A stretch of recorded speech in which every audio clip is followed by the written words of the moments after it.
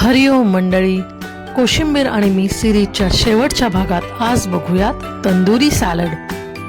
त्यासाठी कांदे आणि टोमॅटो उभे चिरून घेतले, टोमॅटोच्या बिया काढून घेतल्या।